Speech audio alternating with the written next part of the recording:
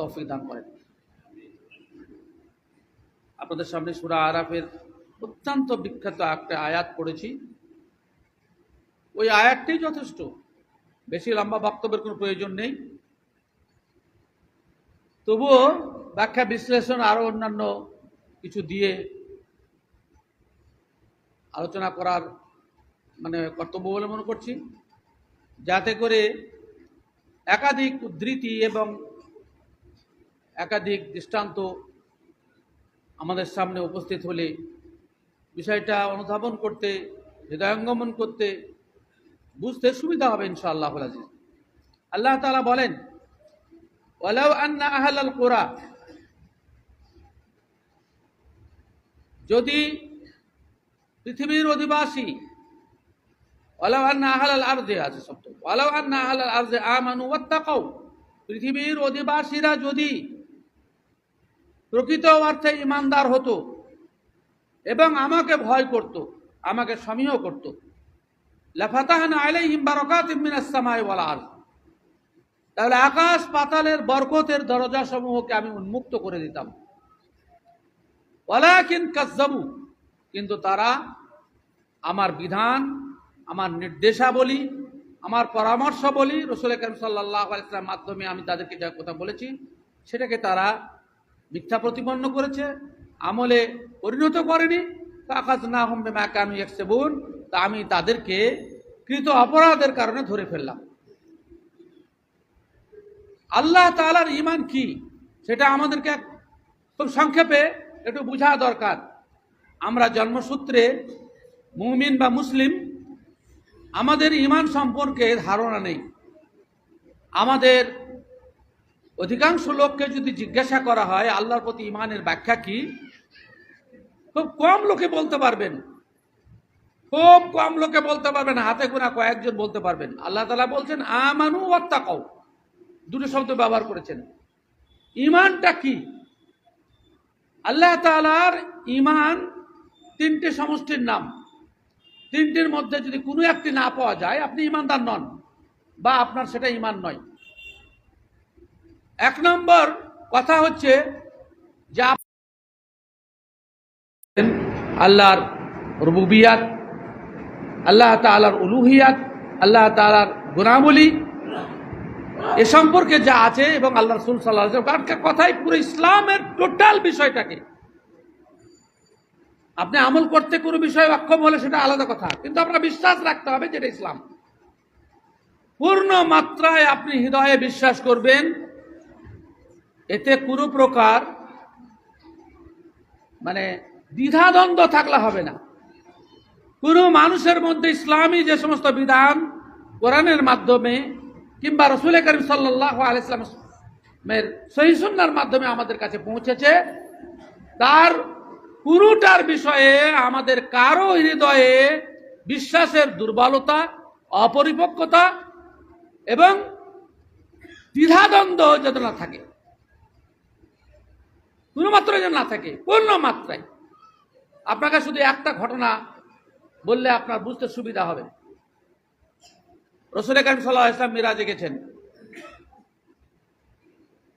তিনি ফিরে এসে বলছেন, লম্বা কথা আমি বলছি না, যেটুকু আমার দরকার সেটুকু বলছি। ফিরে এসে বলছেন যে আমি মেরাজ থেকে ফিরে এসে দেখি যে দরজার শিকল তখনও নড়ছে, যে জায়গায় আমি ওযু করেছিলাম তার পানি তখনও গড়ছে, যে বিছানায় আমি শুয়েছিলাম সে বিছানার উষ্ণতা, তার উত্তাপ তখনও ঠান্ডা হয়ে যায়নি। আল্লাহ রাসূল এসে বলছেন, তার মধ্যে কি করেছেন? এই সময়ের মধ্যে আল্লাহর সাথে কথা বলেছেন, 50 ফরজ সালাত কমানোর জন্য কয়েকবার গেছেন, জান্নাত জাহান্নাম দেখেছেন, নবীদের সাথে সাক্ষাৎ করেছেন, এত লম্বা কাজ তিনি করেছেন। তারপরেও তিনি ফিরে এসে বলছেন যে আমার বিছানা থেকে উঠে যাওয়া এবং আসার মধ্যে আমার বিছানার উষ্ণতা, তার উত্তাপ তখনও কমে যায়নি। মানুষ শুয়ে থাকলে বিছানাটা গরম হয়, সে গরম ঠান্ডা হয়ে যায়নি। আমি যে ওযু করেছিলাম সে ওযুর পানি তখনও গড়ছিল। আর যে দরজার শিকল খুলে আমি গেছি নড়ছিল, সে নড়ছিল। আপনি কি মনে করেন, একজন মানুষ হিসাবে কি মনে করেন যে তিনি পৃথিবী থেকে আকাশে গেছেন, এতগুলি জান্নাত জাহান্নাম গেছেন, নবীদের সাথে সাক্ষাৎ করেছেন বিভিন্ন আসমানে, তাদের সাথে কথাবার্তা বলেছেন। আল্লাহ তাআলা 50 ফরজ সালাত নামাজ ফরজ করেছেন। মুসা আলাইহিস ইসলামের অনুরোধের প্রেক্ষিতে তিনি সেটাকে 5 ওয়াক্তে নিয়ে আসেন আল্লাহ তাআলার কাছে সুপারিশ করে। এত সমস্ত কাজ করে ফিরে আসার পরেও আল্লাহ রাসূল সাল্লাল্লাহু আলাইহি ওয়াসাল্লাম বলছেন, আমার বিছানা ঠান্ডা হয়ে যায়নি, অজুর পানি তখনও গড়া বন্ধ হয়ে যায়নি। চিন্তা করতে পারেন? কি মনে হয় আপনি মানুষ হিসাবে? আপনি বলবেন অবাস্তব কথা। একটা মানুষ এত কাজ করার পরে তার বিছানা ঠান্ডা হবে না? অবশ্যই তো আপনি বলবেন। মক্কার কাফেররা এতদিন তো আল্লাহ রাসূল সাল্লাল্লাহু আলাইহি ওয়াসাল্লামকে নিয়ে ঠান্ডা বিদ্রুপ ঠাট্টা মশকরা করত। তারা এবার একদম রেগে ফায়ার হয়ে গেল, আরো ঠাট্টা বিদ্রুপ করতে লাগলো যে মুহাম্মদ সাল্লাল্লাহু আলাইহি ওয়াসাল্লাম আগে যা বলতেন কিন্তু এবার সীমালঙ্ঘন করে ফেলেছেন। সুযোগ তারা পেয়ে গেল। এই সময়ে একটা মানুষের পক্ষে করা সম্ভব? তাদের আল্লাহ তাআলার ক্ষমতা, ওয়ামা কাদারুল্লাহ হাক্কা কদরিহি ওয়াল আরদু জামিআন কবজাতুহু ইয়াউমাল কিয়ামা, আল্লাহকে যথার্থ রূপে তারা মূল্যায়ন করতে সক্ষম হয়নি যে এত স্বল্প সময়ের মধ্যে এত কাজ করা যায় কি করে। আজকাল আধুনিক যুগে এটা হয়তো অনেকটা আপনার বুঝতে সুবিধা হবে, কিন্তু তখন কাফেরদের কাছে সেটা বুঝতে সুবিধা হয়নি। সকালবেলায় এদিকে কান্দেন, সকালবেলায় ওই কাফেরদের সাক্ষাৎ আবু বকর রাদিয়াল্লাহু তাআলার সাথে। কাফেররা বলছে, কাফের নেতৃবৃন্দ বলছে যে আবু বকর তোমার সাথী তো একটা সীমালঙ্ঘন করে ফেলেছে। কি হয়েছে? তোমার নবীর দাবি যে তিনি রাতের এই অংশে 7 আসমান ভ্রমণ করেছেন, আল্লাহর সাথে কথা বলেছেন, জান্নাত জাহান্নাম দেখেছেন, ইত্যাদি ইত্যাদি ইত্যাদি। আর ফিরে আসার পরেও তখনও বিছানার উষ্ণতা কমে যায়নি, অজুর পানি বয়ে যাওয়া বন্ধ হয়নি। তোমার কি এটা সত্য মনে হয়? আবু বকর রাদিয়াল্লাহু তাআলা আনহু তখন বলেছিলেন, তোমরা আমাকে প্রথমে নিশ্চয়তা প্রদান করো যে তোমরা যে কথাটা বলছো এটা আল্লাহ রাসূল দাবি করেছেন? বলে হ্যাঁ, মুহাম্মদ সাল্লাল্লাহু আলাইহি ওয়াসাল্লাম দাবি করেছেন এটা, যে তিনি এই কাজ করেছেন। তখন তিনি বলছেন, যদি আল্লাহ রাসূল সাল্লাল্লাহু আলাইহি ওয়াসাল্লাম এটা দাবি করতেন বলে থাকেন, তাহলে আমি সাক্ষী দিচ্ছি যে তিনি সত্যবাদী, সঠিক কথা বলেছেন। আল্লাহ রাব্বুল আলামিন তার এই তৎকাল উত্তর প্রদানে এত খুশি হলেন যে তার উপাধি আল্লাহ তাআলা দিয়ে দিলেন সিদ্দিক, অত্যাধিক সত্যায়নকারী ব্যক্তি। একজন মুমিন আল্লাহ এবং তার রাসূল সাল্লাল্লাহু আলাইহি ওয়াসাল্লামের কাছ থেকে যা শুনবে, কোরআন সম্পর্কে তো কোনো কথা বলা যাবে না, সহিহ সূত্রে যে হাদিস আসবে সে বাস্তব কি অবাস্তব এই প্রশ্নে নিজের সময় নষ্ট করবে না। আল্লাহ রাসূল থেকে বর্ণিত হয়েছে, সেটা আমাদের হিসাবে না মূললেও সেটা সত্য। এটা হচ্ছে বিশ্বাসের নাম। আমাদের বিশ্বাসে কোনো প্রকার দুর্বলতা থাকলে হবে না। আমাদের মাঝে অনেক মানুষ আছেন যারা কোরআন এবং সহিহ সুন্নাহ থেকে বর্ণিত অনেক বিষয় নিয়ে ঠাট্টা মশকরা করেন, টিপ্পনী করেন। জেনে রাখবেন, ইসলামের কোনো বিষয় নিয়ে মজাক করলে তার ঈমান শেষ। আমি কিভাবে বিশ্বাস রাখতে হবে সেটা বোঝানোর জন্য আবু বকর রাদিয়াল্লাহু তাআলা আনহুর এই বিখ্যাত ঘটনা আপনাদেরকে শোনালাম। আল্লাহ তাআলা নিজে বলেন, ইন্নাল্লাযীনা ক্বালু রাব্বুনাল্লাহু সুম্মা ইসতাকামু, আল্লাহ ইলাহ, তাদের রব, একথা বলার পরে তারপর অবিচল থাকলো, সন্দেহ থাকলে হবে না। আপনি মুসলিম, ইসলামের কোনো বিষয় নিয়ে যদি আপনার মনের ভিতরে দুর্বলতা থাকে, আপনি যদি সন্দেহ করেন, হতে পারে নাও হতে পারে, এরকম ধরনের ভাবনা যদি আসে, তাহলে আপনি মুমিন নন। আপনি মুমিন নন। ঈমান আপনার বিশ্বাসের পরে আপনার দিল মুতমাইন হয়ে গেল যে না, আল্লাহ এবং তার রাসূলের পক্ষ থেকে আসা কথার বিকল্প কোনো কিছু নেই, এটাই সত্য, এটাই ঠিক, এটাই ঠিক। এই বিশ্বাস আপনাকে রাখতে হবে। আমাদের যুব সম্প্রদায় কিংবা বয়স্ক মানুষেরা কিংবা নারীরা আল্লাহ এবং তার রাসূলের পক্ষ থেকে আসা অনেক কথাকে গুরুত্বহীন মনে করে। সাহাবায়ে কেরাম রিজওয়ানুল্লাহি আলাইহিম আজমাইন এ ধরনের তাদের আকীদা ছিল না, বিশ্বাস ছিল না। আল্লাহ রাসূল বলেছেন, অতএব সত্য, ফাইনাল কথা। এখনো নিজের ইমানকে যাচাই করুন যে কোরআন এবং সহিহ সুন্নাহর প্রত্যেকটা কথা, সহিহ সুন্নাহ বলেছি, সহিহ সুন্নাহর কথাটাকে, এটাকে ওয়াহি আল্লাহর পক্ষ থেকে আসা আপনার অন্তরের ভিতরে এই ধরনের বিশ্বাস আছে কিনা। যদি না থাকে তো নিজের ইমানকে মূল্যায়ন করুন, নবীকরণ করুন। বিশ্বাসের দুর্বলতা থাকলে হবে না। এ সম্পর্কে আর একটা ঘটনা বলি। এক সাহাবীর ডায়রিয়া হয়েছে, পাতলা পায়খানা হয়েছে। আল্লাহ রাসূল সাল্লাল্লাহু আলাইহি ওয়াসাল্লাম বলছেন, মধু খাও, মধু খাও। মধু খাওয়ালো, আরো বেড়ে গেল। বলে আবার খাওয়াও, আবার খেলে আরো বেড়ে গেল, পায়খানা বন্ধ হচ্ছে না। তৃতীয়বার বলে আবার খাওয়াও, বন্ধ হলো না। আল্লাহ রাসূল সাল্লাল্লাহু আলাইহি ওয়াসাল্লাম কি বলেন জানেন? বলে আল্লাহর কথা সত্য, কিন্তু তোমার ভাইয়ের পেট মিথ্যা। অর্থাৎ মধু থেকে ভালো হয় আল্লাহ রাসূল বলেছেন, তাই খাইয়েছে। আর বিশ্বাস ছিল না। বিশ্বাসের মধ্যে সে যদি প্রকৃত বিশ্বাস আল্লাহ রাসূল বলেছেন অতএব ভালো হবে, এই বিশ্বাস যদি তার থাকতো তাহলে অবশ্যই ডায়রিয়া ভালো হয়ে যেত। আল্লাহ রাসূল বললেন যে আমি যা বলেছি সঠিক কথা, কিন্তু তোমার ভাইয়ের পেট মিথ্যা। বিশ্বাস আপনাকে থাকতে হবে। মক্কা বিজয়ের প্রাককালে রাসূল আকরাম সাল্লাল্লাহু আলাইহি ওয়াসাল্লাম জনৈক মহিলা যে মক্কাবাসীর নামে চিঠি বহন করছিল, আল্লাহ রাসূল সাল্লাল্লাহু আলাইহি ওয়াসাল্লাম তদন্তকারী সাহাবীদেরকে পাঠালেন। তাদেরকে বললেন যে খাক নামক এক বাগানের মধ্যে দিয়ে সে যাচ্ছে, এক মহিলা, তোমরা দেখবে। সাহাবীরা সেখানে পৌঁছে দেখলেন যে সত্যই একটা মহিলা বাগানের মধ্যে হাঁটছে। বলে তারা বলছে যে আমি সাক্ষী দিচ্ছি এছাড়া দ্বিতীয় কেউ নেই। আল্লাহ রাসূল বলেছেন, অতএব বিকল্প কোনো ব্যক্তি হতে পারে না। তাকে বলছে যে তোমার কাছে মক্কাবাসীর নামে একটা চিঠি আছে, আল্লাহ রাসূল বলেছেন বের করে দাও। তো বলছে যে না, আমার কাছে কোনো চিঠি নাই। বলে আল্লাহ রাসূল বলেছেন, মিথ্যা হতে পারে না। হ্যাঁ, লা তুখরিজান্নাহা, তুমি অবশ্যই বের করবে, আর না হলে তোমার ন্যাংটা হয়ে সাজ করবো। কত বিশ্বাস তাদের আল্লাহ রাসূলের কথার উপরে। আল্লাহ রাসূল সাল্লাল্লাহু আলাইহি ওয়াসাল্লাম 12টা বিশ্বাস করে চিঠি বের হলো। আমাদেরকে, আমরা আল্লাহ রাসূল সাল্লাল্লাহু আলাইহি সাল্লাম এবং কোরআনের কোনো কথা শুনলে আমাদের ভিতরে দ্বিধাদ্বন্দ্ব শুরু হয়ে যায়, হইতেও পারে না হইতেও পারে। এটা করলে হবে না, এটা বিশ্বাসের নাম নয়। এই বিশ্বাস যখন আপনার অন্তরে চলে এলো, তখন সেটাকে আপনাকে স্বীকারও করতে হবে। মুখে স্বীকার করতে হবে। মুখে স্বীকারের দুটো দিক। এক, আপনি মুখে ঘোষণা করলেন যে আল্লাহ রাসূলের কথা মিথ্যা হতে পারে না, আল্লাহ তাআলার কথা মিথ্যা হতে পারে না।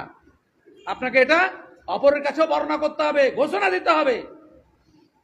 আর তৃতীয় হচ্ছে যে সে অনুযায়ী আপনাকে প্র্যাকটিক্যালে বাস্তবায়িত করতে হবে। তিনটি জিনিস একত্রে পাওয়ার নাম হচ্ছে ঈমান। অন্তরে বিশ্বাস, মুখে ঘোষণা এবং সে অনুযায়ী আমল করা। এই ঈমান যদি থাকে আর আল্লাহকে যদি সামিহ করে, দুটো শব্দ আল্লাহ তাআলা বলেছেন। ঈমানের ব্যাখ্যা আমি আর গেলাম না, ও লম্বা চড়া কথা আছে। আপনাকে তো সাধারণ কথা বললাম। অন্তরে বিশ্বাস, যে বিশ্বাসে কোনো দুর্বল থাকবে না। মুখে ঘোষণা, যে ঘোষণাতে কোনো প্রকার কৃত্রিমতা থাকবে না। আর তৃতীয়ত সে অনুযায়ী বাস্তবায়ন করা কথা নিজের জীবনে। এই তিনটি সমন্বয়ের নাম হচ্ছে ঈমান। ঈমান মুনাফিকরা বিশ্বাস করত, কাফেররা বিশ্বাস করত। যেমন আবু তালেব সম্পর্কে হাদিসে এসছে যে রাসূল আকরাম সাল্লাল্লাহু আলাইহি ওয়াসাল্লাম শেষ মুহূর্তে গেলেন আবু তালেবের কাছে। আবু তালেবের কাছে শেষ মুহূর্তে গিয়ে বললেন যে চাচা, উল কালিমাতান উহাজ্জু বিহা ইনদাল্লাহ। আবু তালেব, চাচা যান, আপনি তো মৃত্যুশয্যায় শায়িত, আপনার আর সময় নেই, তা আপনি শুধু লা ইলাহা ইল্লাল্লাহ পড়ে দিন, একটা কালেমা, একটা বাক্য পড়ে দিন, কিয়ামতের দিন আপনার জন্য আল্লাহর কাছে আমি ঝগড়া করব, উহাজ্জ, দলিল পেশ করব যে আমার সামনে কলেমা পড়েছে, আল্লাহ তুমি একে মুক্তি দাও। উহাজ্জু বিহা ইনদাল্লাহ। মক্কার কাফের নেতারা বসেছিল, তারা বলল যে আমাদেরকে লজ্জা দেওয়ার লেগে তুমি ইসলাম কবুল করবা? হ্যাঁ, আমাদের বাপদাদার ধর্মকে তুমি ছেড়ে দিবা? তা আবু তালেব যে কথাটা বলেছিলেন, শারহুল আকিদা তাহাবিয়াতে এটা লেখা আছে যে লাকাদ আলিমতু আন্না দীনা মুহাম্মাদিন মিন খায়রি আদিয়ানিল বারিয়াতি দীনা লাউলা আল মালামাতু আও হাযারা মাসাব্বাতিন লাকুনতু বিযালিকা সাবহান মুবিনা। আবু তালেব বলেছিলেন যে আমার পূর্ণ বিশ্বাস মুহাম্মদের দিন পৃথিবীর সেরা দিন, সত্য দিন, কিন্তু আমাকে আমার মারার পরে লোকেরা নিন্দামন্দ করবে এই ভয় না থাকলে আমি ইসলাম কবুল করে নিতাম। রাসূল কারীম সাল্লাল্লাহু আলাইহি ওয়াসাল্লাম বললেন যে আমার ভাতিজা আমাকে যেহেতু লালন পালন করেছিল সেই জন্য জাহান্নামে সব থেকে নির্মিত জুতো পরিয়ে দেওয়া হবে আর তার প্রভাবে তার মাথার মগজ টকবক করে ফুটবে। এটাই হচ্ছে আবু তালেবের শাস্তি। কিন্তু আবু তালেব বিশ্বাস করতেন, আমল করেননি। ঘোষণাও দিলেন মুখে, বিশ্বাসও করতেন আর মুখে বললেনও যে লাকাদ আলিমতু, কিন্তু আমল করেননি, কলেমা পড়েননি। এখান থেকে দলিল করেছেন যে কোনো মানুষের অন্তরে যদি বিশ্বাস থাকে, ঘোষণাও দেয়, আমল না করে, তাহলে সে মুসলমান নয়। আর বেনামাজি ওই কারণে মুসলমান নয়, বেনামাজি ওই কারণে মুসলমান নয়। ও বলছে আমি আল্লাহ আল্লাহ রাসূলের কথা বিশ্বাস করি, অথচ হাইয়া আলা সালাহ নামাজ পড়তে আসে না, ওর বিশ্বাস অনুযায়ী কাজ করে না, সেজন্য সে ব্যক্তি মুসলমান নয়, কাফের। তাহলে আমাদেরকে পূর্ণ মাত্রায় আল্লাহর প্রতি বিশ্বাস রাখতে হবে এবং আল্লাহকে ভয় করতে হবে। ভয় কাকে বলে? ভয় কাকে বলে? পুলিশকে ভয় করেন না, করেন না? সাপকে ভয় করেন? সাপকে অবশ্যই ভয় করেন। যদি শুনতে পান যে এই রাস্তায় সাপ বসে আছে, কেউ যাবে না, যতই বড় মাস্তান হোক, যাবে না। বড় বড় মাস্তান গুলা বিনা টিকিটে চাপে ট্রেনে, আর যখন টিটি উঠে তো মুখ কালো হয়ে যায়। কেউ পায়খানায় ঢুকে, কেউ পরবর্তী স্টেশনে আসার অপেক্ষায় থাকে, আর কোনো সুযোগ করে হরমা করে নেমে যায়, আবার অন্য বগিতে থাকে। ভয় যদি থাকে মানুষের অন্তরে, ছটফট করবে। আল্লাহর ভয় কোন মানুষের মধ্যে থাকলে সে ঠিক থাকতে পারে, অন্যায় করতে পারে? প্রকৃত ভয় আল্লাহর ভয়, যা সাহাবায়ে কেরাম রিজওয়ানুল্লাহি আলাইহিম আজমাইন করেছেন, আমাদের ভিতরে তা নাই। আমরা বলি আল্লাহকে ভয় লাগে, আল্লাহকে ভয় লাগে। আল্লাহকে ভয় থাকলে তার পক্ষে তো কোনো কাজ করা, অন্যায় করা সম্ভব নয়, সম্ভব নয়, কোনো মতেই সম্ভব নয়। মাইজাল ইসলামী ব্যভিচার হয়ে গেছে, তো শেষকালে জান দিয়ে দিলেন আল্লাহর ভয়ে। গামেদিয়া মেয়েটার পেটে সন্তান এসে গেছে ব্যভিচারের মাধ্যমে, আল্লাহ রাসূল বাঁচাবার কত চেষ্টা করলেন, তাও বলছেন যে আখিরাতে শাস্তি দিতে পারবো না, এখানে শাস্তি দিয়ে দেন। ভয় এটাই। আল্লাহ তাআলা দুটো শর্ত দিয়েছেন, প্রকৃত অর্থে যদি ঈমান আনতো আর আমাকে যদি ভয় করত। হ্যাঁ, নৌকাতে যখন মানুষ চাপে, আপনার পাশে নদী আছে, আর ঝড় যখন উঠে, তখন সব লোক কটা বলে আল্লাহ বাঁচাও, আল্লাহ বাঁচাও, জানে যে মাঝির ক্ষমতার বাইরে, তখন আল্লাহ বাঁচাও, আল্লাহ বাঁচাও। ওটা তখন আসলেই ভয়, মরার ভয়, যে আল্লাহ একমাত্র বাঁচাতে পারবে আমাদেরকে। আমরা প্রকৃত অর্থে আল্লাহকে ভয় করি না। যখন আমাদের মধ্যে দুটো শর্ত অফ, অর্থাৎ ঈমান নেই প্রকৃত অর্থে, আর আল্লাহর ভয় নাই। আল্লাহ তাআলা বলছেন, ওয়ালাউ আন্না আহলাল আরদি আমানু ওয়াত্তাকাউ লাফাতাহনা আলাইহিম বারাকাতিম মিনাস সামাই ওয়াল আরদ ওয়ালাকিন কাযযাবু ফাআখাযনাহুম বিমা কানু ইয়াকসিবুন। যখন মানুষ যদি প্রকৃত অর্থে ঈমানদার হতো এবং আমাকে ভয় করত, তাকওয়া অবলম্বন করে চলতো, তাহলে আকাশ পাতালের বরকতের দরজা সমূহ আমি খুলে দিতাম। ওয়ালাকিন কাযযাবু, আমাকে মিথ্যা প্রতিপন্ন করলো, আমাকে ভয়ও করে না, আমার প্রতি প্রকৃত অর্থে ঈমান নেই। তো আল্লাহ তাআলা বলছেন, ফাআখাযনাহুম বিমা কানু ইয়াকসিবুন, কৃতকর্মের দ্বারা, অপরাধের দ্বারা আমি তাদেরকে একটু ঘুরিয়ে দাও, হ্যাঁ, অপরাধের জন্য আমি তাদেরকে ধরে ফেললাম, শাস্তি দিলাম। সূরা নাহলে আল্লাহ তাআলা বলছেন, দারাবাল্লাহু মাসালান ক্বরিয়াতান কানাত আমিনাতাম মুতমাইন্নাতান ইয়াতিহা রিজকুহা রাগাদান মিন কুল্লি মাকান ফাকাফারাত বিআনউমিল্লাহ ফাআযাকাহুমুল্লাহু লিবাসাল জুই ওয়াল খাউফি বিমা কানু ইয়াসনাউন। এবার সোজা সাপটা কথা আল্লাহ তাআলা, এই কথার মধ্যে কোনো প্রকার অস্পষ্টতা নাই। আল্লাহ তাআলা বলছেন যে আল্লাহ এমন একটা দেশের উদাহরণ দিয়েছেন, কানাত আমিনাতাম মুতমাইন্নাতাম, নিরাপদে ছিল, নিশ্চিন্ত ছিল। ইয়াতিহা রিজকুহা মিন কুল্লি মাকান, রাগাদান মিন কুল্লি মাকান, তাদের কাছে সহজভাবে প্রতিটি জায়গা থেকে আল্লাহর প্রদত্ত রিজিক তাদের কাছে আসতো, কিন্তু তারা ফাকাফারাত বিআনউমিল্লাহ, আল্লাহ যে সমস্ত নিয়ামত দিয়েছে তাকে অস্বীকার করে বসলো। ফাআযাকাহুল্লাহু লিবাসাল জুই ওয়াল খাউফ, তো আল্লাহ রাব্বুল আলামিন তখন দুটি শাস্তি তাদেরকে দিলেন, তাদেরকে ভিতরে ভয় ঢুকিয়ে দিলেন, আর একটা হলো অর্থের অভাব দিয়ে দিলেন। লিবাসাল জুই ওয়াল খাউফ বিমা কানু ইয়াসনাউন, কেন? যে সমস্ত অপরাধ তারা করছিল তার শাস্তি হিসাবে।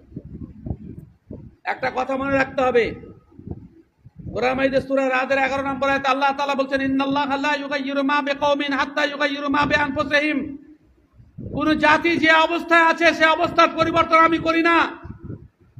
ভালো থাকলে মন্দ করি না, আর মন্দ থাকলে ভালো করি না, দুটোর জায়গায় ফিট হবে আয়াতটা। যতক্ষণ পর্যন্ত ভালো থাকলে তাদেরকে মন্দ তখন করি যখন তারা মন্দ কাজ করে, মন্দ কাজ করার জন্য আমার জন্য সার্টিফিকেট দিয়ে দেয়, আল্লাহর জন্য হালাল হয়ে যায় শাস্তি দেওয়াটা। আর মন্দ থেকে ভালো ভালো কাজ করতে লাগবেন, তা খারাপ অবস্থায় আছেন আল্লাহ ভালো করে দেবেন। আল্লাহ তাআলা যে সমস্ত শাস্তি দেন, আপনি বলছেন আল্লাহ দয়াবান, এক কাজ কেন করেন? জি না, আল্লাহ হিজড়া নয়, এটা মনে রাখতে হবে। আল্লাহ হিজড়া নয়, আল্লাহ কাউরির ভোটের মুখাপেক্ষী নন, আল্লাহ কাউরির সাপোর্টের মুখাপেক্ষী নন। যে মানুষ অন্যায় করে চলে যাবে, আল্লাহ এত নিয়ামত দিয়েছে, এত নিয়ামত দিয়েছে, তারপর অন্যায় করে চলে যাবে, আর আল্লাহ খালি লালন পালন করবে। কোরআন মাজিদে কি আল্লাহকে বলেছেন এমন কথা নাকি? যতই গুনাহ করো আমি কিছু বলবো না। একটা জায়গায় দেখান, একটা জায়গায় দেখান আল্লাহ এই কথাই বলেছেন, যত গুনাহ করো ফিরে এসো, ক্ষমা করে দেবো, কিন্তু গুনাহ করলে এমনি ছেড়ে দেবো, এই কথা আল্লাহ তাআলা বলেন। ভুল স্বীকার করো, আমার পায়ে পড়ো, আমাকে সিজদা করো, তাহলে আমি ক্ষমা করব। আল্লাহ দয়ার অর্থ যদি এমনি করেন, ভালো এবং মন্দ সকলকে যদি আল্লাহ রাব্বুল আলামিন পাপ করা সত্ত্বেও আল্লাহ রাব্বুল আলামিন মানে তাদেরকে ছেড়ে দেন, তাহলে জানতে হবে যে আল্লাহ তাআলার একটা নাম হচ্ছে যে আল আদল, ন্যায়পরায়ণ। এই ন্যায়পরায়ণ ব্যক্তি তিনি নন। কি বলছেন? একটা মসজিদের ইমাম যদি এলাকার মাস্তান, দুষ্ট, বদমাশ, বেঈমানদের সাথে থাকে, আর এলাকার ভালো মানুষদের সাথে থাকে, তাহলে এলাকার ভালো মানুষ তাকে ভালো বলবে? বলবে? হ্যাঁ? কোন ইমাম যদি এলাকার চোর, ডাকাত, বেঈমান সকলের সাথে মিশছে, আবার ভালো মানুষের সাথে মিশছে, একে কে ভালো বলে বলেন? ভালো বলে না, আপনারাই বলবেন না, এলাকা তাড়াইতে হবে, দুষ্ট লোকেদের সাথে উঠা বসা করছে। আপনার বিচারে যদি অন্যায়কারীকে তাড়াতে হয়, একজন মসজিদের ইমামকে তাড়াতে হয়, এক মাদ্রাসার শিক্ষককে তাড়াতে হয়, তা আল্লাহ রাব্বুল আলামিনের কি বিচার বলে কোনো জিনিস নাই? আল্লাহ তাআলা কোরআন মাজিদে পরিষ্কার ভাষায় বলছেন, ওয়াল গফুরুল ওয়াদুদ, তিনি ক্ষমাশীল, দয়াবান, কিন্তু ইন্না বাশশা রাব্বিকা লাশাদীদ, আমার ধরাটা অত্যন্ত কঠিন, অত্যন্ত কঠিন, যেখান থেকে কাউরির রেহাই পাবার কিছু নেই। পৃথিবীর ইতিহাস খুলে দেখেন, আজও এই যে এই এলাকার লোক ফারাক্কা ফিডার ক্যানেল যে তৈরি হয়েছে, আপনি ভাবছেন যে মানুষের সিদ্ধান্ত হয়েছে? সিদ্ধান্ত আকাশে হয়েছে, আকাশে হয়েছে। সিদ্ধান্ত আগে আকাশে হয়, আর তারপরে নিচে সে সিদ্ধান্ত কার্যকরী হয়। ওমা তাশাউনা ইল্লা আইয়াশা আল্লাহ, তোমাদের ইচ্ছা তখনই কার্যকরী হয় যখন আমি আল্লাহ ইচ্ছা করি।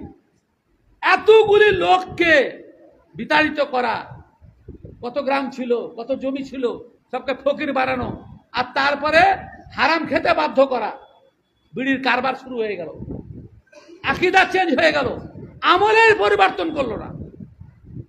নদী কার কথা শুনে? নদী কার কথা শুনে? কোরআন মাজিদে আল্লাহ নিজে বলছেন যে নদী আমি প্রবাহিত করি, নদী আমি প্রবাহিত করি। একাধিক জায়গায় আল্লাহ রাব্বুল আলামিন কোরআন মাজিদে আয়াত অবতীর্ণ করেছেন। নদী প্রবাহিত আল্লাহ করেন, সরকারকে দোষারোপ করলে হবে না, দোষারোপ করতে হবে নিজের আমলের, যে আমাদের বিরুদ্ধে এই সিদ্ধান্ত কেন হলো, এটা আল্লাহ করেন।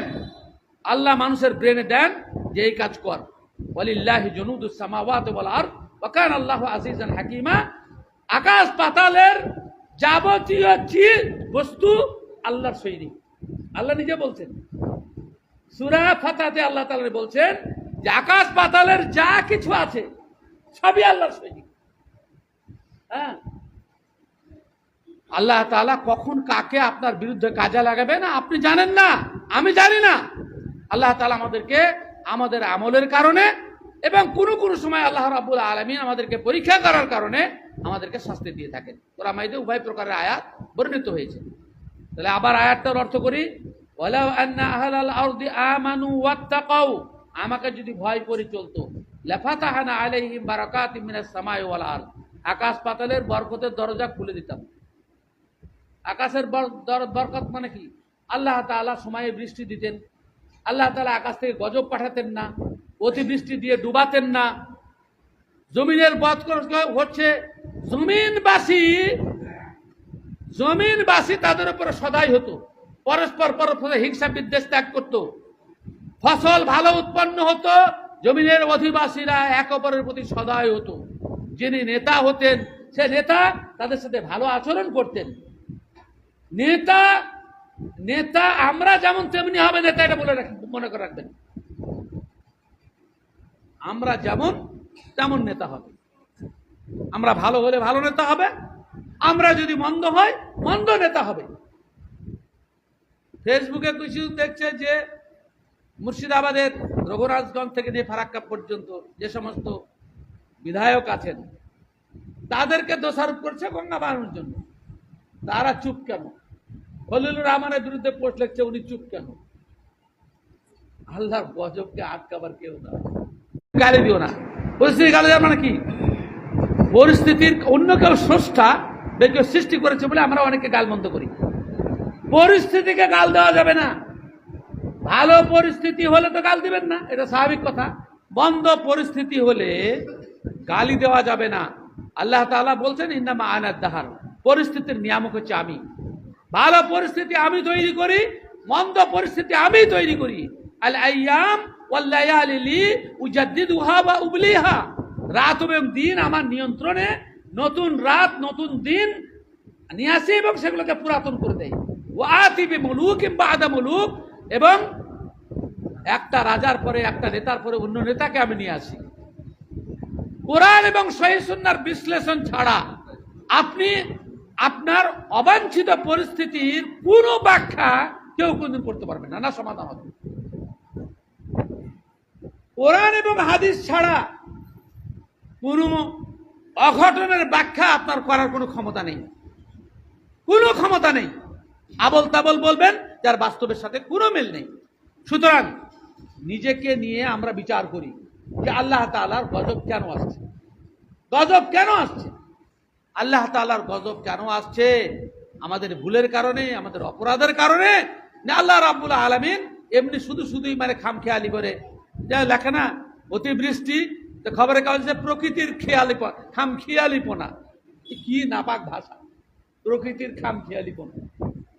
আল্লাহ রাব্বুল আলামিনের নির্দেশে বৃষ্টি হয়, আর অতিবৃষ্টি হয়েছে তো প্রকৃতির খামখেয়ালিপনা, আর আমরা ওগুলোকে গিলছি। আল্লাহ রাব্বুল আলামিন অবস্থার ভালো এবং মন্দ অবস্থার পরিবর্তন ঘটিয়ে থাকেন। ব্রাদার ইসলাম, আল্লাহ তাআলা কি বলছেন যে যারাবাল্লাহু মাসালান ক্বরিয়াতান, যারাবাল্লাহু ক্বরিয়াতান মাসালান ক্বরিয়াতান কানাত আমিনাতাম মুতমাইন্নাহ, একটা এলাকাতে কোনো ঝঞ্ঝট ঝামেলা ছিল না, নিরাপদেই ছিল। হঠাৎ করে ফিতনা ফাসাদ এমন শুরু হলো যে সেখান থেকে বের হতেই পারছে না। কারণটা কি? ফাকাফারাত বিআনউমিল্লাহ, আল্লাহ তাআলার অনুদানকে আমরা ভুলে গেছি। আল্লাহ তাআলা বলছেন, আমরা অস্বীকার করছি। ইয়া আইয়ুহাল ইনসানু মা গররাকা বিরাব্বিকাল কারীম আল্লাযী খালাকাকা ফাসাওয়াকা ফাআদালাক ফি আইয়ি সূরাতিন মা শাআ রাক্কাবাক। এ মানুষ, তোমাকে কে ধোঁকায় ফেলে রেখেছে? তোমাকে যে সৃষ্টি করেছে, ফালিয়ানজুরুল ইনসানু মিম্মা খুলিক, কোনদিন ভেবে দেখেছেন? আপনাদের এলাকাতে বাঁঝা মানুষ আছে না নাই?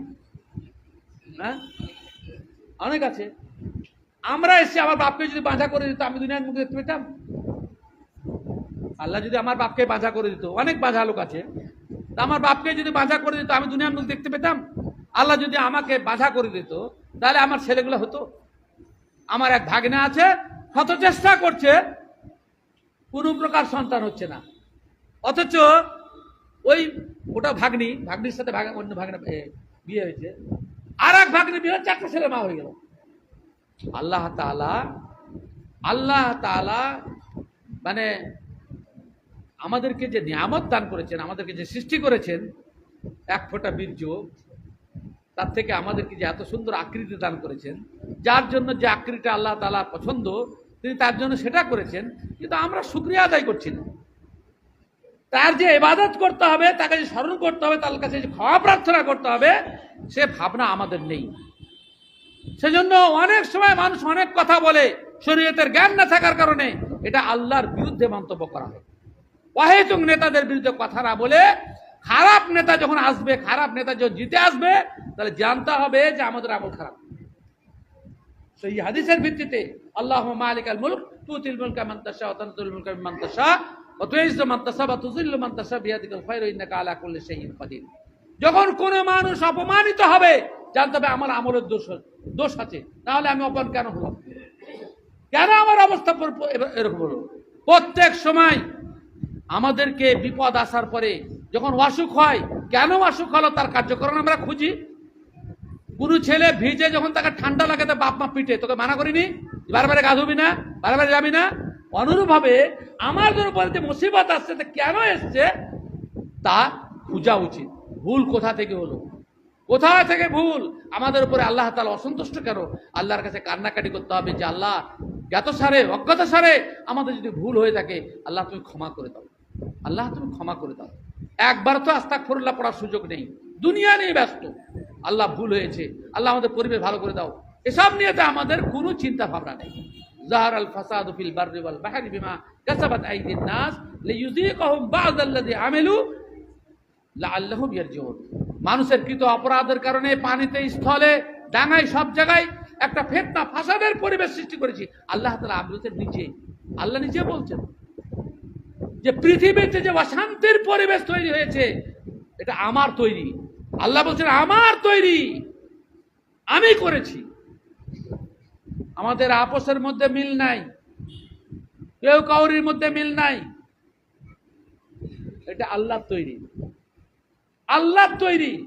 দ্বন্দ্ব আল্লাহ লাগিয়ে রেখেছেন, ইখতিলাফ মত পার্থক্য এটা আল্লাহর তৈরি। আল্লাহ তাআলা কোরআন মাইদে সূরা আনামের 65 নম্বর আয়াতে বলছেন যে 4 ভাবে মানুষকে শাস্তি দিই, তার মধ্যে তৃতীয় শাস্তি হয়েছে যে এক অপরের দ্বন্দ্ব লাগানো, এক অপরকে খুন করা, দ্বন্দ্ব লাগানো। আল্লাহ তাআলা দ্বন্দ্ব লাগিয়েছেন, এগুলো আযাব, আল্লাহ তাআলার রাগের কারণ। যখন আল্লাহ রাব্বুল আলামিন এর কথা মানুষ মানবে না, তখন আল্লাহ রাব্বুল আলামিন তাদের উপরে আযাব চাপিয়ে দেন। রাসূল কারীম সাল্লাল্লাহু আলাইহি সাল্লাম নির্দিষ্ট লাইলাতুল কদরের কথা বলতে আসলেন, নির্দিষ্ট দিনের কথা বলতে আসলেন, তারপরে ফানুসিতু, আল্লাহ আমাকে ভুলিয়ে দিলেন। কেন? সাহাবীদের ইখতিলাফের কারণে। তিনি এলেন, একটা বিষয় নিয়ে ঝগড়া করতে লেগেছে তারা, আর আল্লাহ রাসূল ভুলে গেলেন। ঝগড়া লাগানো আল্লাহর কাজ, ঝগড়া লাগানো আল্লাহর কাজ, ঝগড়া আল্লাহ তাআলা লাগিয়ে রেখেছেন আমাদের মধ্যে। ব্রাদার ইসলাম, আযাব আমাদের উপরে কতভাবে যে আসছে, আর আমরা ভাবছি যে আমরা খুব ভালো অবস্থায় আছি। সোশ্যাল মিডিয়াতে শেয়ার লাইক হলেও আর পয়সা বেশি হবে, সেজন্য যে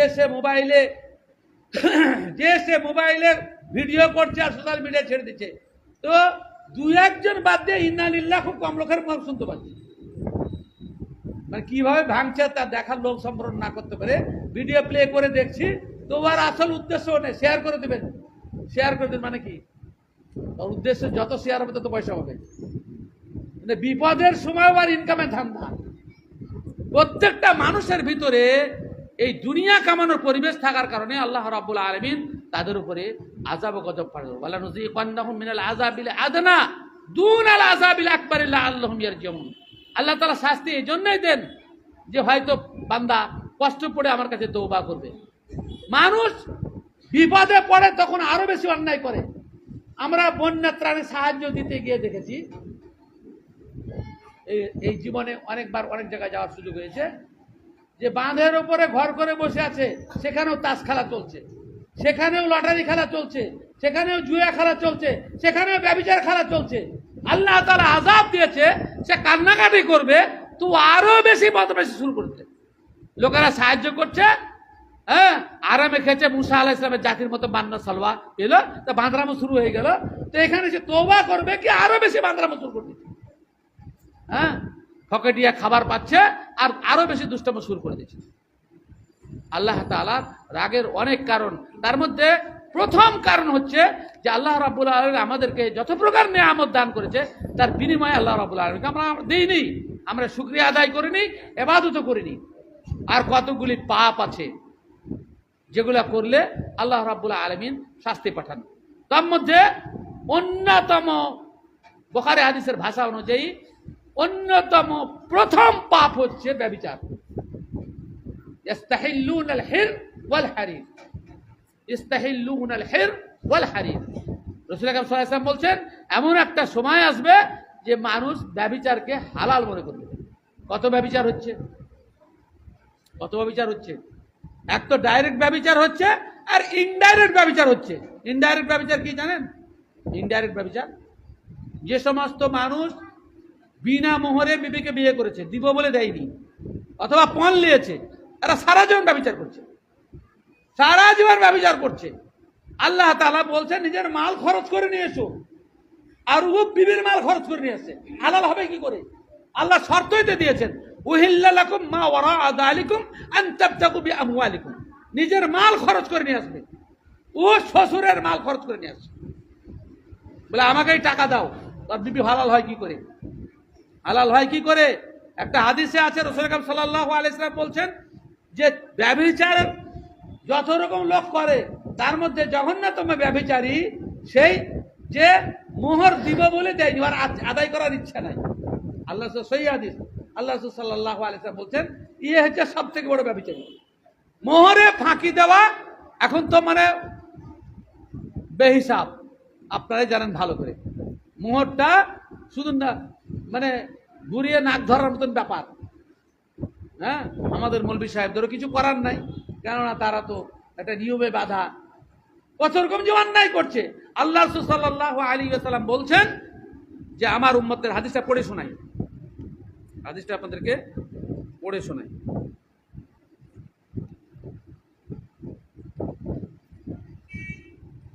আল্লাহ সাল্লাল্লাহু আলাইহি ওয়াসাল্লাম বলছেন, লা ইয়াকুনা মিন উম্মতি আকওয়ামুন ইস্তাহিল্লুনাল হিররা ওয়াল হারির। হ্যাঁ, অতি সত্বর আমার উম্মতের, আমার উম্মতের, অন্য লোকেরা নয়। বুঝতে পারছেন কিনা? যারা ইসলাম গ্রহণ করেছে তারা উম্মত দুই প্রকার হলেও এখানে আল্লাহ রাসূলের যারা দাওয়াত কবুল করেছে সেই উম্মতের কথাই বলছেন আল্লাহ তাআলা। রাসূল সাল্লাল্লাহু আলাইহি ওয়াসাল্লাম উম্মতে দাওয়াত আর উম্মতে ইজাবাত ওলামায়ে কেরাম ভাগ করেছেন। সারা সমস্ত মানুষ পৃথিবী, যেহেতু তিনি সমস্ত মানুষের কাছে রাসূল হয়ে এসেছেন, হ্যাঁ, সেই হিসাবে তিনি সকলের নবী। কিন্তু যে সমস্ত জায়গাতে আমার উম্মতের কথা বলেছেন, সে সমস্ত জায়গায় আমার রাসূলের প্রতি যারা ঈমান এনেছেন তাদের কথা। এই ঈমান আনা লোকেদের মধ্যে ইস্তাহিল্লুনাল হিররা ওয়াল হারির, স্ত্রীদের, মহিলাদের যৌনাঙ্গকে হালাল মনে করে নিতে।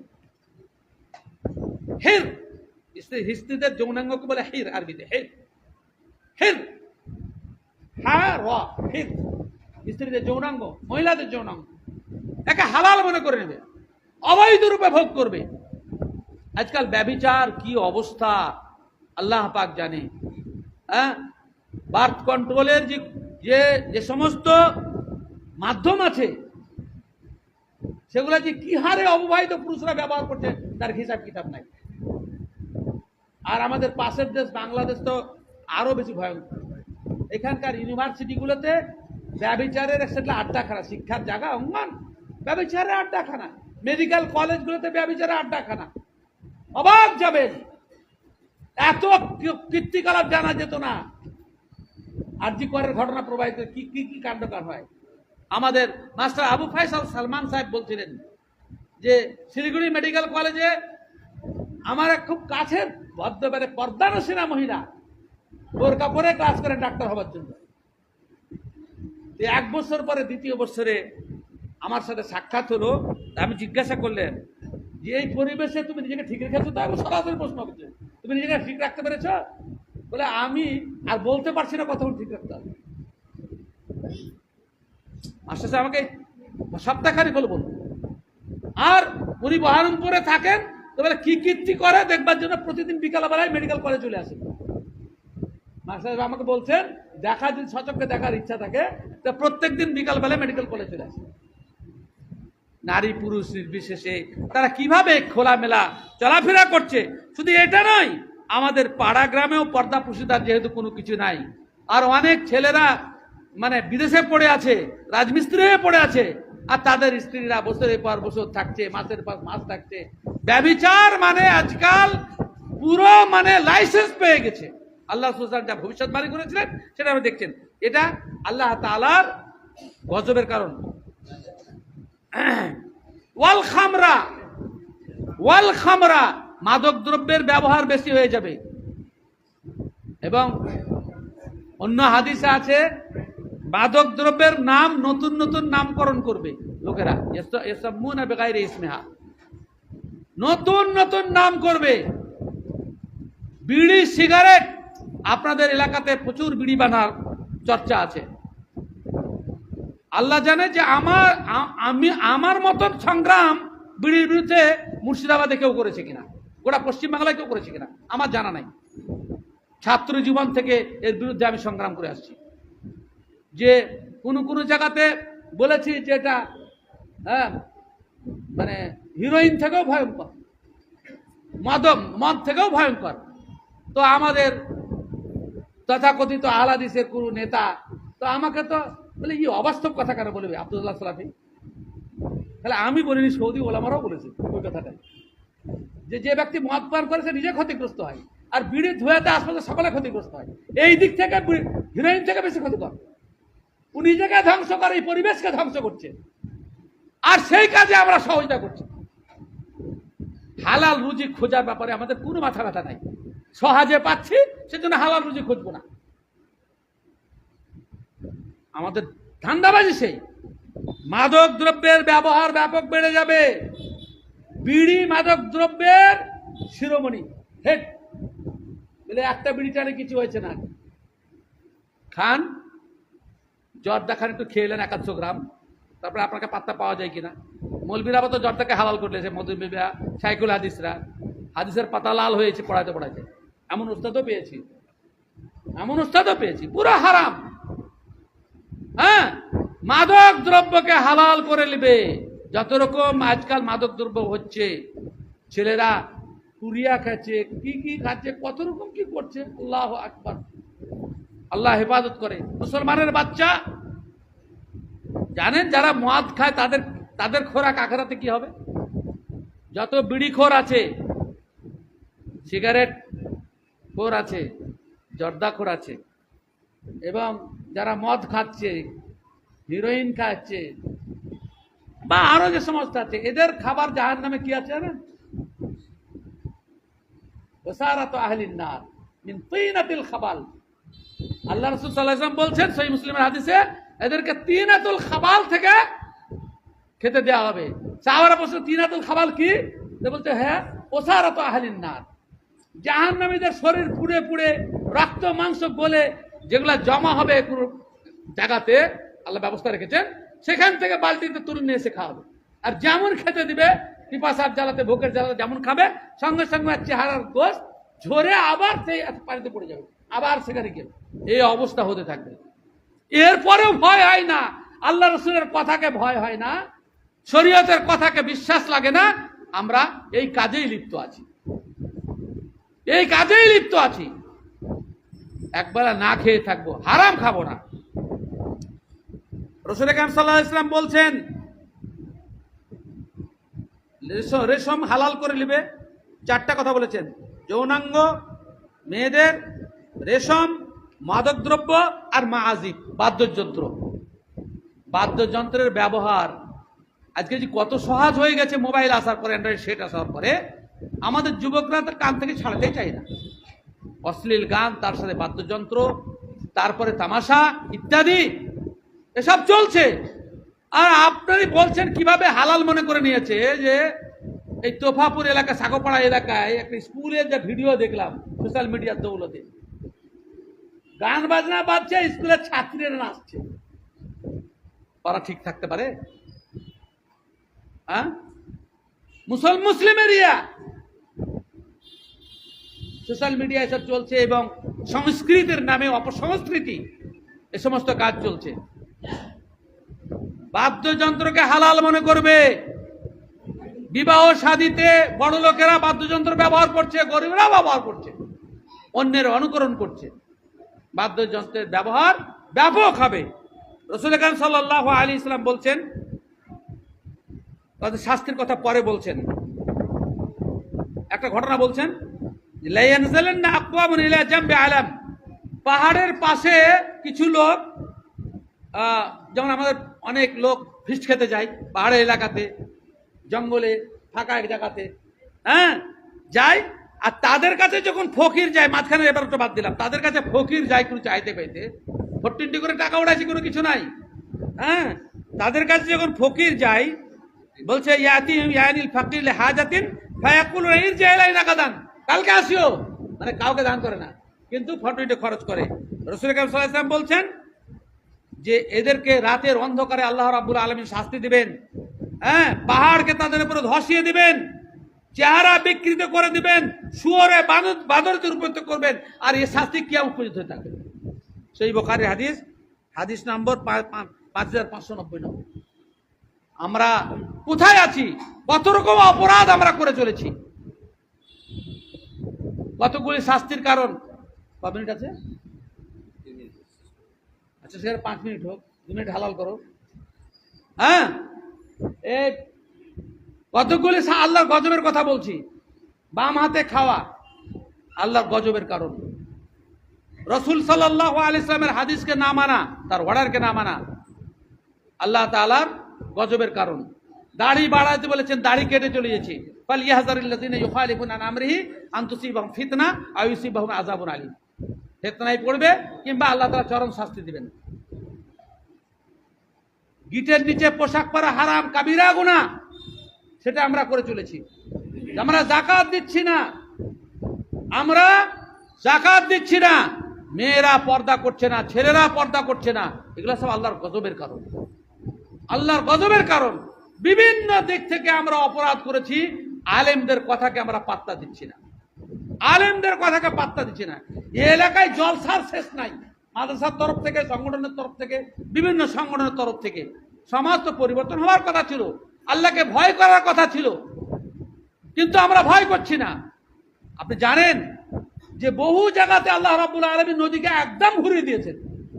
গোটা ভারতবর্ষ, পৃথিবীর ইতিহাসে দেখা আছে যে নদীকে একদম ঘুরিয়ে দিয়েছেন। ঘুরান তিনি, পানি আল্লাহর কথা শুনে তিনি ঘুরান। এমনও হতে পারে যে নদী চলে যাচ্ছে লালগোলার দিকে, সে নদীকে ঘুরিয়ে দেবে, এদিকে চলো, সব কোথাও ঘুরবে। আল্লাহ রাব্বুল আলামিন এটা করতে পারেন আল্লাহ তাআলার কাছে। হ্যাঁ, ওমা যালিকা আলাল্লাহি বিআজিজ। আল্লাহ রাব্বুল আলামিন, আল্লাহর জন্য কোনো জিনিস কঠিন নাই, কোনো জিনিস কঠিন নয়। সেজন্য আমরা আল্লাহ তাআলার শাস্তিকে ভয় করি, আল্লাহর শাস্তিকে ভয় করি। রাসূল আকরাম সাল্লাল্লাহু আলাইহি ওয়াসাল্লাম শাস্তিপ্রাপ্ত জাতির পাশ দিয়ে অতিক্রম করলে বলে, তোমরা তাড়াতাড়ি পার হও, হইতে পারে আল্লাহ তাআলার গজব আবার চলে আসতে পারে। আমরা শাস্তির যোগ্য যে সমস্ত অপরাধগুলো আছে, একজন মুসলিম হিসাবে কোরআন এবং সহিহ সুন্নাতে বিশ্বাস করি, আমাদেরকে আল্লাহর ভয় লাগে না, আল্লাহর ভয় লাগে না। হ্যাঁ, একটা কথায় আছে বাংলাতে যে ঘুষি পুড়ে আর গোবর হাসে, ঘুটে পুড়ে গোবর হাসে। আমার দিকে আবার ঘুষি বলে, মানে ঘুষি মেরে লাগাইছে, ঘুটে পুড়ে গোবর হাসে। পুরো এলাকায় আযাব আসে, তখন বলছি ওদের এই কারণে আযাব এসে, আমাদের উপরে আসবে না। আল্লাহ আপনাকে ঢিল দিয়েছে। আল্লাহর রাগের এবং শাস্তির গজবের কয়েকটা খাবার, 1 মিনিটে কয়েকটা কথা বলছি। ইবাদত করতে ভালো না লাগা, অন্তর শক্ত করে দেওয়া, এটা পাপের কারণ। দান করতে ভালো না লাগা, হ্যাঁ, কৃপণ হয়ে যাওয়া, এটা আল্লাহ তাআলার রাগের কারণ। প্রচুর দলিল আছে বিষয়ে। কোনো মানুষকে ইবাদতে ভালো লাগছে না, তাহলে জানতে হবে যে আল্লাহ তার প্রতি অসন্তুষ্ট হয়ে গেছে, তার দিলে মোহর লাগিয়ে দিয়েছে। ভালো কথা শুনতে ভালো লাগছে না, খারাপ কথা শুনতে ভালো লাগছে, আল্লাহর এটা রাগের কারণ। আল্লাহর এটা রাগ কারণ। বেশি মাল হয়ে যাওয়া, এটা আল্লাহ রাগের কারণ। লোকেরা ভাবছে যে আল্লাহ আমাকে খুব ভালোবাসছে। বেশি মাল হয়ে যাওয়া এটা আল্লাহর রাগের কারণ। হ্যাঁ, মানে এখন দুনিয়াতেই সব দিয়ে দিচ্ছে, আখেরাতে দিবে না। দুনিয়াতেই দিয়ে দিচ্ছে, আখেরাতে দিবে না। বেশি সম্পদ হওয়া আল্লাহর খুশির কারণ নাই, এটা আল্লাহ তাআলার রাগের কারণ। লোক ভাবছে এই বাল আল্লাহ আল্লাহ ভালোবেসে আমাকে দিয়েছে না, আল্লাহ তোমার প্রতি রেগে গেছে সেজন্য বেশি মাল দিয়েছে। মর, তোর রাতে ঘুমাবে না, দিনে ঘুমাবে না, অশান্তি দিন রাত, তোর মর এখন অশান্তি টান। গরু গাধার মতন মাল টেনে বেড়া। একটা গরিব মানুষ আমরা যত তাড়াতাড়ি যেখানে সেখানে ঘুমাইতে পারবো, বড় ঘুমাইতে পারবে? অসম্ভব। ইটের ওপরে মাথা দিয়ে দিব্যি সারা রাত ঘুমিয়ে যায় এখনো। হ্যাঁ, বহু জায়গায় গিয়ে বালিশও পাওয়া যায় না, বিছানাও পাওয়া যায় না, মসজিদের মেঝাতে শুয়ে থেকে যায়। কি আছে? কিন্তু বেশি সম্পদ আল্লাহর গজবের কারণ। বুঝতে পারছেন কিনা? আল্লাহ, আমরা এই সমস্ত পাপ থেকে বাঁচার চেষ্টা করি। আল্লাহ রাব্বুল আলামিন, তুমি দয়াবান, আমরা অপরাধী। তুমি যদি আমাদেরকে সঠিক পথে হেদায়েত না দাও, আমরা হেদায়েত পাবো না। সেজন্য আল্লাহ তোমার কাছে দোয়া করছি যে আল্লাহ, গজবপ্রাপ্তদের তালিকাতে আমাদেরকে ঠাঁই দিও না, আমাদেরকে তোমার করুণা প্রাপ্তের তালিকায় ঠাঁই দাও। তুমি হেদায়েত দাও, তোমার ভয় আমাদের ভিতরে সৃষ্টি করো, তোমাকে যেন আমরা ভয় করতে পারি এবং অন্যায় পথ থেকে ফিরে আসতে পারি, সে তৌফিক আল্লাহ তুমি আমাদেরকে দান করো।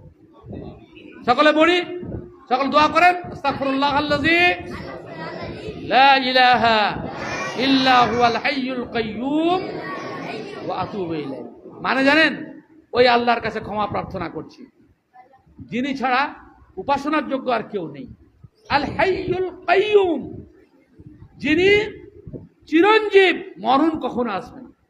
আল কাইয়্যুম, আর যারা সারা পৃথিবী যার দ্বারা টিকে আছে, আতুবু ইলাইহি, এবং তার কাছে ফিরে আসছে। আল হাইয়ুল কাইয়্যুম শব্দ লাগিয়ে বলেছেন যে আল্লাহ রাব্বুল আলামিন চিরঞ্জীব, লা তাখুযু সিনাতুন ওয়ালা নাওম, তাকে তন্দ্রানিদ্রা গ্রাস করে না। সেজন্য আমাদের কোনো পাপ গোপন নাই আল্লাহ রাব্বুল আলামিনের কাছে। লা ইয়াখফা আলাইহি মিন শাই, আল্লাহর কাছে কোনো জিনিস গোপন নেই। ইয়াউমাইযিন তুরাদুন লা তাখফা মিনকুম খাফিয়া, যেদিন আল্লাহর সামনে দাঁড়াবে তোমাদের গোপন কিছু থাকবে না। সেই জিনিসকে ভয় করে আমরা আল্লাহর কাছে তওবা ইস্তেগফার করি। আরবি না জানলে বারবার বলতে, আল্লাহ তুমি ক্ষমা করো, আল্লাহ তুমি ক্ষমা করো। রাসূল কারীম সাল্লাল্লাহু আলাইহি ওয়াসাল্লাম একটা মজলিসে, সাহাবায়ে কেরাম বলছেন যে আমরা গুনেছি, আল্লাহ রাসূল একটা মজলিসে 100 বারের বেশি আল্লাহর কাছে ক্ষমা চাইতেন, আর আমাদের মুখ থেকে ক্ষমা বেরোচ্ছে না। আবার বলি, আস্তাগফিরুল্লাহ আল্লাযী লা ইলাহা ইল্লা হুয়াল হাইয়ুল কাইয়্যুম ওয়া আতুবু ইলাইহি। সুবহানাকাল্লাহুম্মা ওয়া বিহামদিকা আশহাদু আল্লা ইলাহা ইল্লা আনতা আস্তাগফিরুকা।